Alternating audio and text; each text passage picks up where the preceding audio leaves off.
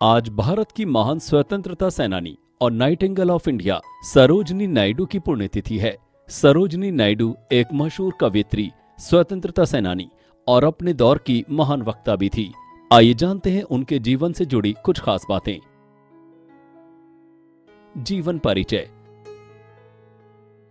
सरोजिनी नायडू का जन्म 13 फरवरी 1879 को हैदराबाद में हुआ था। उनके पिता घोरनाथ चट्टोपाध्याय एक नामी वैज्ञानिक और शिक्षा शास्त्री थे तथा उनकी माता वरदा सुंदरी एक कवयित्री थी। उनके पिता हैदराबाद में भारतीय राष्ट्रीय कांग्रेस के एक प्रमुख सदस्य थे और उन्होंने हैदराबाद के निजाम कॉलेज की स्थापना की थी। सरोजिनी 8 भाई बहनों में सबसे बड़ी थी।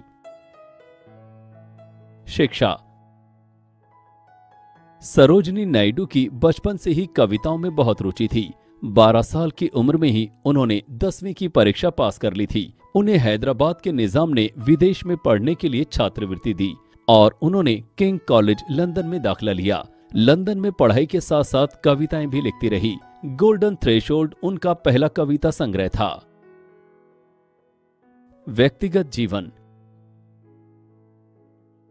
सरोजिनी ने 19 साल की उम्र में डॉक्टर गोविंद राजुलू से विवाह कर लिया था। डॉक्टर गोविंद राजुलू गैर ब्राह्मण परिवार से थे, जबकि सरोजिनी एक ब्राह्मण थी। उन्होंने अंतरजातीय विवाह किया, जो कि उस दौर में मान्य नहीं था, लेकिन उनके पिता ने उनका पूरा सहयोग किया था।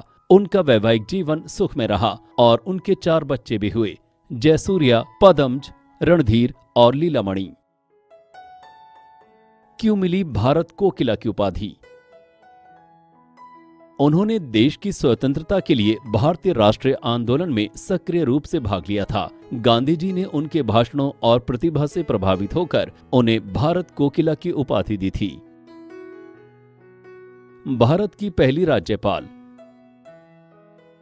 स्वतंत्रता के बाद 1947 में वो संयुक्त प्रांत उत्तर प्रदेश की राज्यपाल बनी। सरोजिनी भारत की पहली महिला राज्यपाल थी। साहित्य में योगदान। साल 1905 में द गोल्डन थ्रेशोल्ड, साल 1912 में द बर्ड ऑफ टाइम और साल 1917 में ब्रोकन विंग के नाम से उनकी कविताओं के 3 संग्रह प्रकाशित किए गए। उन्होंने केवल 13 साल की उम्र में 1300 पंक्तियों की कविता द लेडी ऑफ लेक लिखी थी। निधन। 70 वर्ष की उम्र में 2 मार्च 1949 को दिल का दौरा पड़ने के कारण उत्तर प्रदेश के लखनऊ में उनका देहांत हो गया।